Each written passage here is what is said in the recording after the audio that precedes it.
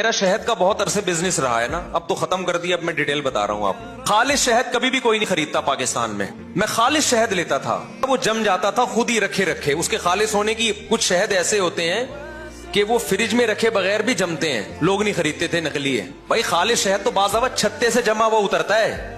جو شہد آتے ہیں نا کمپنیوں کے, وہ کیا کرتے ہیں, اس کو اچھی طرح بوائل کرتے ہیں. ابالنے کے بعد شہد کا بیڑا ہو گیا غرق, اس وہ اب جمتا نہیں ہے. پھر وہ چھان کے بیچتے ہیں, دے دنا دن لوگ خریدتے ہیں, کہتے ہیں 6 مہینے سے رکھا ہوا ہے جمع نہیں. اس کا مطلب یہ کیا ہے, خالص. پلوسا شہد جو ہے نا, پلوسا جس کا بہت بزنس ہوتا ہے, یہ رکھے جم جاتا ہے, گرمیوں میں بھی جم جاتا ہے. اگر جم رہا ہے اس کا مطلب 100% خالص ہے. میں نے کئی تاجروں سے بولا تم لوگوں کو دھوکہ کیوں دیتے, انہوں نے کہا یہ قوم اس قابل ہے کہ اس کو دبا کے دھوکہ دیا جائے, کیونکہ خالص چیز یہ خریدتی نہیں ہے. اسی خالص شہد ہوگا نا, اس کا ہر دفعہ رنگ بھی چینج ہوگا, تھوڑا سا ٹیسٹ بھی چینج ہوگا, اور کبھی پتلا ہوگا کبھی تھوڑا گاڑھا ہوگا, کیونکہ مکھی آپ کے مشورے سے شہد نہیں نکالتی ہے.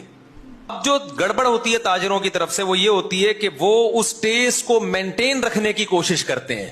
گلوکوز والے شہد پی رہے ہوتے ہیں, کہتے ہیں خالص. شہد کا ذائقے سے کبھی پتہ نہیں چلتا کہ یہ خالص شہد ہے. بعض دفعہ اصلی شہد کا ذائقہ اچھا نہیں ہوتا, ہیک ہوتی ہے, اس میں ایک اسمیل ہوتی ہے, اور 2 نمبر شہد ایسا کہ انگلیاں چاٹتے رہ جاؤ آپ. لوگ کہتے ہیں یہ ہے خالص. پاکستان میں ایمانداری